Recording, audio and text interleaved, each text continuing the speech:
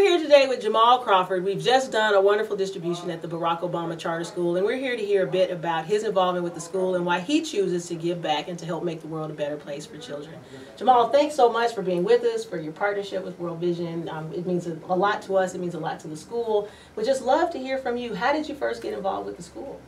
Well, actually, Reed pinpointed some areas. You know, I was new to Los Angeles at the time, and I do a lot of stuff back in Seattle, and we've done a lot of things across the country in my foundation. And Reed was like, this is a great opportunity to kind of, you know, lay some roots down with your new city. And I actually met Barack Obama a couple of times, and had the opportunity to host an event at my house for him. I didn't go through with it. I didn't know that the CIA comes out there for 2 weeks and does the check. I'm like, no, I don't want that many people to know where I live. But actually knowing him and actually meeting him, I just thought it was a perfect partnership. I actually admire him, of course, and it just made so much sense on so many levels. But Reed brought it to the table, and then we just went from there. Wow, so Reed Slattery from our warehouse in Fife, who supports the work here in LA. Yes. So tell me a bit about your foundation. How long has it existed, and why did you create it? It's existed since 2006, and I created it because I just felt like I wanted teens and young people to be well-rounded adults. It's not just geared towards sports, or it's geared towards health and fitness and education and sports and everything. And I just wanted to make it as much as something that you can accomplish. Like, it's a dream to be in this position, and I dreamed about this since I was their age. So I thought, why not try to make it as realistic as possible? So I want to be very hands-on with it and do a lot of things in my community and show them the importance of doing things in the community, not just sports. Wow, it's an admirable thing that you're doing. We don't always hear about folks who make it, who are celebrities and who are doing things in the sports world, giving back.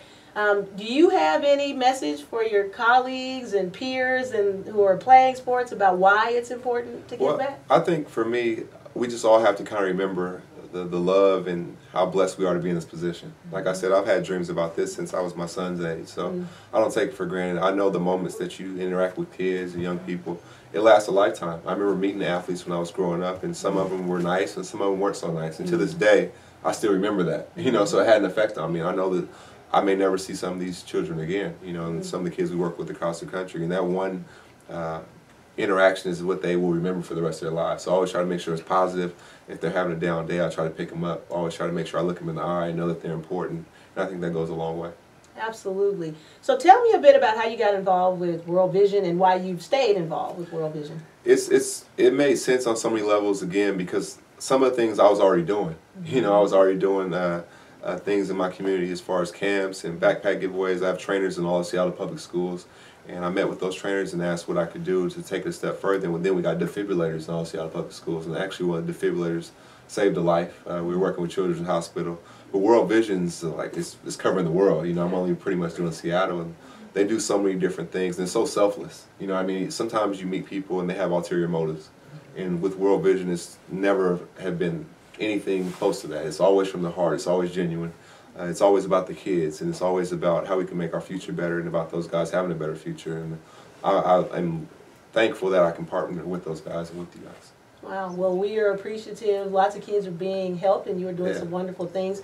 One of the things that we really care about is the empowerment of young people. Can you just tell me a bit about your experience with that, seeing young people given the opportunity to kind of gain their voice and to be involved? When you think about the importance of that for young people growing up, tell us what you think. I think that's very important because nowadays it's everybody has a voice. If you look at social media, you could have let's say a hip-hop album or R&B album came out, you can have a critic on social media just like you could in the New York Times. You know, so everybody has a voice now, and I think young people have really taken advantage of that. You know, they want to be heard, and it takes a lot of courage to do that, because sometimes your opinions may be just your opinions, and the rest of the people may not follow you. So to have the heart and courage to do that, you have to respect that and honor that. And these young people you can see them gaining confidence in themselves. You know, when they get good grades and then they're rewarded for it, and they're not getting good grades just to get rewarded. They're proud of what they're doing, you know, and the steps they're taking to build a bright future.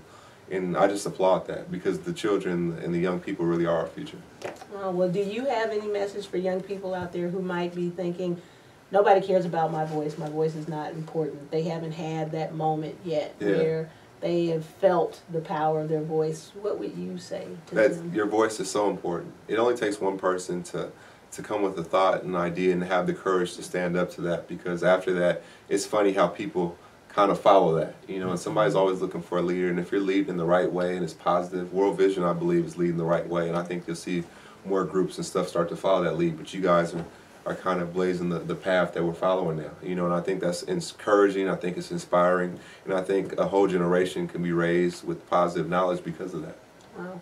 Well, we are so grateful for our partnership with you and for what you're doing here and in Seattle and all around the country. The Power of One is about motivating people for what they do, and I think that you are a bright and shining example of what a person can do when they use what they have right where they are. So thank you. Thank you guys. I appreciate it.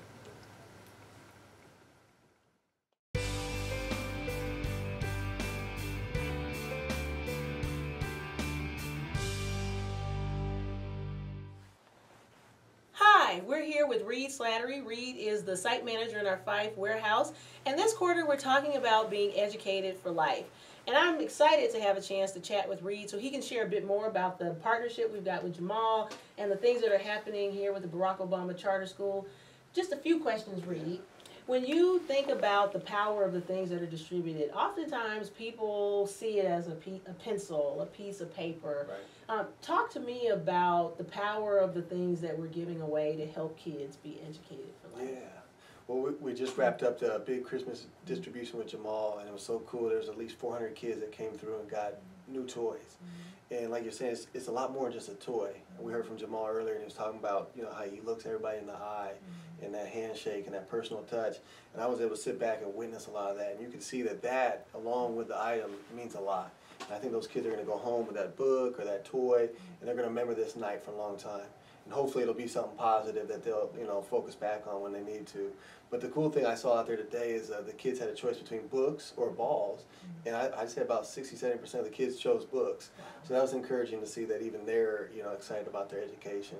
Wow, when you make the statement, it means a lot. Could you say a little bit about what do you think that meaning is that's happening for kids? What are they receiving in themselves kind of when they take that thing and get looked in the eye? You can almost see their confidence just build up. That you kind of see their shoulders go back and just a big smile. So I think it means more than we even know. Just knowing somebody like Jamal came here to, you know, Barack Obama Charter in the heart of Compton and cares about them.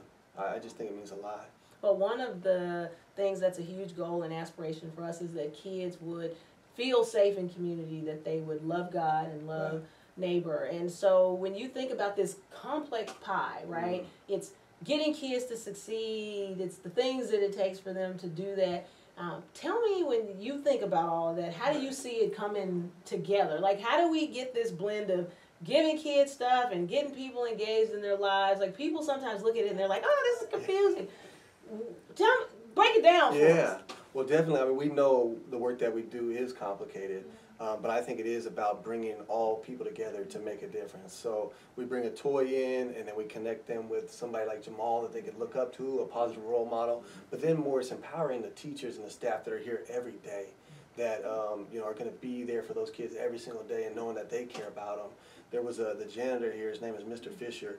And I was walking around with him before we were setting up for the event, and every single kid that walks by, hey, Mr. Fisher, the parents, Mr. Fisher, where's the line? You know, he was just a go-to guy for this campus. And he was sharing a little bit about his story, but you could tell that he really just takes a lot of pride in giving back and being here at this school. So I think it's the combination and empowering folks like that are already that are already leaders in their community to do what they do and do it a little bit better.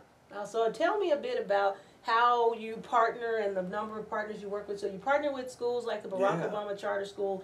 Who else do you partner with in the work that you do? We partner with all kinds of community organizations, so churches, boys and girls clubs, food banks, anybody that's doing work in the community and that we can come alongside and support. So we have resources, we have warehouses all across the country, and we get donated product from corporations. And so we can come alongside these you know, folks that are on the front line and help them, you know, stretch their resources even further and impact that many more lives. Wow. So it's a really good job.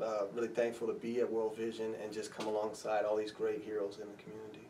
Wow, I really hear that, to Jamal's point, you're sitting in the position of standing behind people who stand on the front line and giving them resources that they kind of add in the love, stir it up, and kids walk away with things they need, but they also walk away with a sense of personal empowerment and care. It's an amazing gift to be a part of something like that. Thank you for your service and what you do. Yes. And thanks for taking the time to be with us today. Yes, thank you.